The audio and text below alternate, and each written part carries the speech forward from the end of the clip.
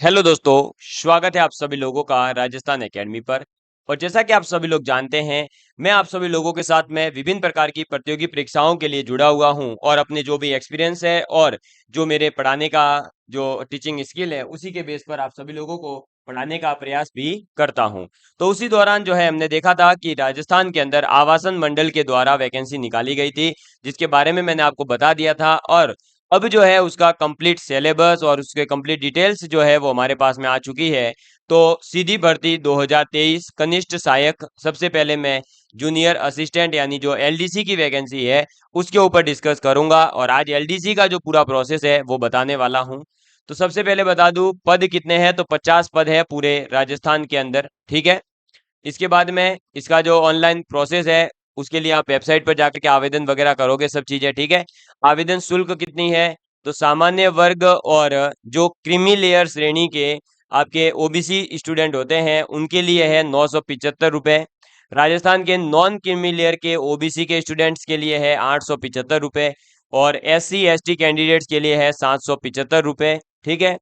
और इसके अलावा जो भी आपके जो है आपके अगर कोई भी विद्यार्थी परिवार की वार्षिक आय 2.5 लाख रुपए से अगर कम है, ठीक है, तो जितने भी सभी अलग कैंडिडेट्स हैं उन सभी के लिए 775 रुपए ही रहेगा, ठीक है ना। ये आपको ध्यान रखना है। इसके बाद में आपका मान लीजिए तो फीस वगैरह तो ठीक है, आपको पता ही होगा, है ना। अब बात करते हैं कि कहाँ पर कितने पद हैं। तो देखिए, सामान्य के हैं 25 पद, अनुसूचित जाति के हैं 6 पद, अनुसूचित जनजाति के हैं 5, ओबीसी के हैं 8 और अति पिछड़ा वर्ग के हैं 2 और ईडब्ल्यूएस के हैं 4 पद, ठीक है। चलिए, फिर इसके बाद में जो राजस्थान राज्य के अनुसूचित क्षेत्र हैं वहां के उपरोक्त पद नाम सवर्ग में कोई न तो रिक्त है और न ही स्वीकृत है।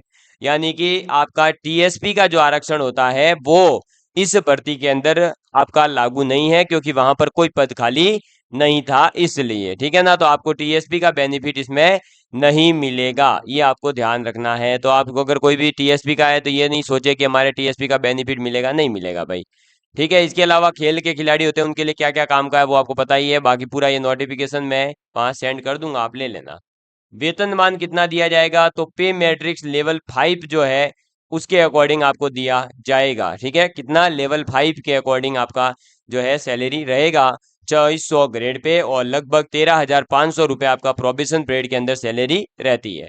इसकी पात्रता और शैक्षणिक योग्यता क्या है, तो सीनियर सेकेंडरी आपके पास में होनी चाहिए, यानी आप 12वीं पास होने चाहिए। और 12वीं पास होने के साथ साथ आपको कंप्यूटर नॉलेज के लिए एक सर्टिफिकेट देना होगा। अब वो चाहे तो आपके पास ओ लेवल का हो, ठीक है, या फिर आपके पास में सीओपीए का हो, या फिर आपके पास में डीपीसीएस का हो, या फिर इसके अलावा आपका डिप्लोमा कंप्यूटर साइंस वगैरह में आपने कर रखा हो, बीसीए कर रखी हो, बीटेक कर रखी हो आपने, या फिर जो राजस्थान के अंदर सबसे बेस्ट आरएसीआईटी कोर्स चल रहा है वो किया हुआ होना चाहिए। समझ में आ गई बात, ठीक है।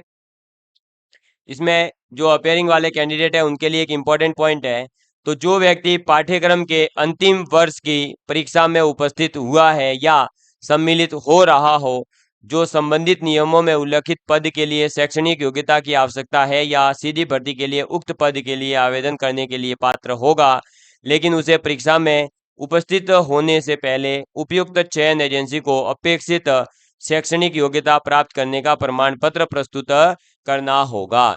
तो ये है बेसिकली ये कि जो भी कैंडिडेट अपेयरिंग है, यानी जो थर्ड ईयर में है या अभी थर्ड ईयर के एग्जाम देने वाले हैं, तो उनको अपनी डिग्री एग्जाम से पहले पहले आपके पास होनी चाहिए, है ना। जब आपका एग्जाम होगा उससे पहले आपके पास में ये डिग्री आ जानी चाहिए। तो अब आप इसमें डाउट मत पूछिएगा। आपका अब बात करते हैं स्कीम ऑफ एग्जामिनेशन के बारे में, यानी परीक्षा का पूरा पैटर्न वगैरह क्या रहेगा उसके बारे में। तो यहाँ पर आपका एक तो होगा पेपर, पहली बात, ठीक है, एक ही पेपर होगा पार्ट 1, ठीक।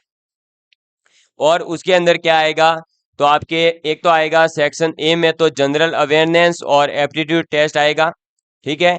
और जिसके भी आपके दो भाग आने वाले हैं बेसिकली, एक रहेगा general knowledge of Rajasthan and history, art and culture, literature, movements and heritage, geography, tradition, etc, जिसमें 60 क्वेश्चन आएंगे 180 नंबर के, ठीक है।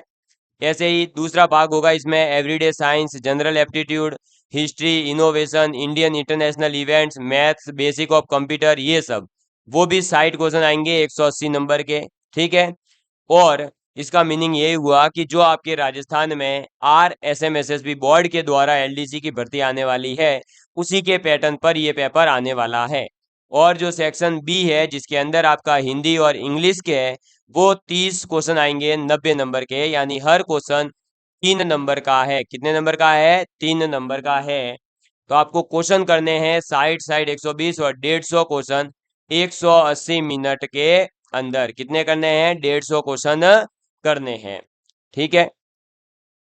जो पार्ट 2 होगा, क्या? पार्ट 2। अब पार्ट 2 जो है वो किसके लिए होगा? तो ये उन स्टूडेंट्स के लिए जो स्टूडेंट्स आपके रिटन एग्जाम को क्वालिफाई कर जाएंगे, फिर उनके क्या होगा बाद में?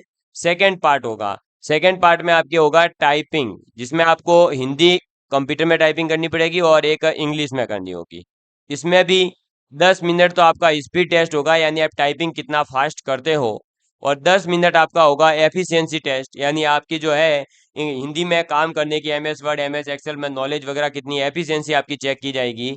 और ये टोटल मिलाकर 100 नंबर का होगा। कितने नंबर का? 100 नंबर का होगा। अगर कोई कैंडिडेट डिसएबिलिटीज के साथ में है, तो फिर given the average marks obtained by them in part 1, तो उसके लिए जो है यहाँ पर कैंडिडेट को ये टाइपिंग टेस्ट नहीं देना है। उसके लिए केवल और केवल जो है आपके पार्ट 1 जो होगा उसी के बेस पर आपका एवरेज मार्क्स लेकर के सिलेक्शन कर दिया जाएगा। समझ में आ गई बात? इसका फिर जो आपके डिसएबिलिटीज है, तो इसका पूरा प्रूफ वगैरह होना पड़ेगा आपके पास में। और इसके अलावा आपका ये बता दूं कि पेपर का लेवल रहेगा सेकेंडरी एजुकेशन इंडस्ट्री का, यानी 12th लेवल तक का। इसके बाद competitive exam will be held in 2 parts, part 1 and part 2। All paper को पार्ट 1 के जो क्वेश्चन है वो MCQ ही आएंगे। कैंडिडेट को मिनिमम 40% तो पेपर 1 में लाने ही हैं, तभी वह पेपर 2 को दे सकता है। समझ में आ गई बात? क्लियर है? चलिए, इसके बाद में आपका जो है टाइपिंग वर्क आपको कंप्यूटर पर ही करना है, कहीं और नहीं करने को मिलेगा, यानी टाइपिंग वगैरह इस टाइप का कुछ नहीं मिलेगा। नेगेटिव मार्किंग कितनी रहेगी? तो नेगेटिव मार्किंग आपके 450 नंबर, सॉरी, मैक्सिमम मार्क्स आपके 450 है, और उसमें से 1 नंबर हर क्वेश्चन का नेगेटिव मार्किंग रहेगा। सही क्वेश्चन करोगे तो 3 नंबर मिलेंगे। ठीक। चलो, सिलेबस क्या रहेगा? तो जैसा कि इसमें कहा जा रहा है कि इसका एग्जाम जो है वो ऑनलाइन होगा। ठीक है।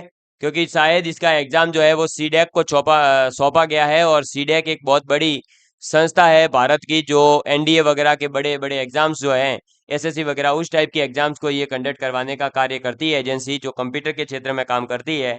तो उसी को दिया गया है, इसलिए आपका एग्जाम जो है वो ऑनलाइन होगा। और सिलेबस क्या है? तो सिलेबस में अब टॉपिक तो बता ही दिए थे, अब पढ़ना क्या क्या है। तो राजस्थान के अंदर राजस्थान इतिहास के प्रमुख स्रोत, प्रागैतिहासिक सभ्यताएं, मुगल आपके प्रमुख राजवंश वगैरह उनकी उपलब्धियां, मुगल राजपूत संबंध, ये सब आपके LDC का जो राजस्थान का सिलेबस है वो का वो एज इट इज सिलेबस रहेगा आपके। ठीक है ना। फिर ये पूरा आपका देख लो, भूगोल का पोर्शन आ गया। ठीक, जिसमें अपवाह तंत्र, जलवायु, मृदा, प्राकृतिक वनस्पति, वन, पर्यावरण, मरुस्थलीकरण, पशुधन, ये सब चीजें आपकी ऑलरेडी आपने पढ़ी हुई है, और ये सभी चीजें राजस्थान LDC की जो भर्ती आने वाली है उसमें भी है। राजस्थान की प्रशासनिक व्यवस्था में स्थानीय और नगरीय प्रशासन, 74वां संविधान संशोधन, राज्यपाल, राज्य विधानसभा, मुख्यमंत्री, जिला प्रशासन, राज्य सूचना आयोग, मानवाधिकार आयोग, निर्वाचन आयोग, राजस्थान लोक सेवा गारंटी अधिनियम 2011, ये सब आप पढ़ते ही हैं।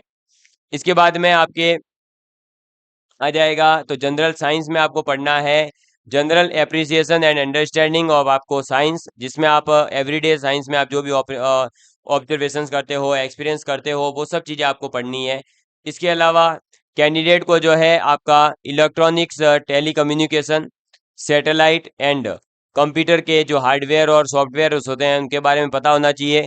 Research lab including CSIR managed national labs, यानी कि आपको जितनी भी रिसर्च लैब्स हैं उनके बारे में भी पता होना चाहिए, और जो CISR के द्वारा मैनेज की जा रही नेशनल लैब्स है उनके बारे में भी पता होना चाहिए, उनसे रिलेटेड इंस्टीट्यूट्स के बारे में पता होना चाहिए।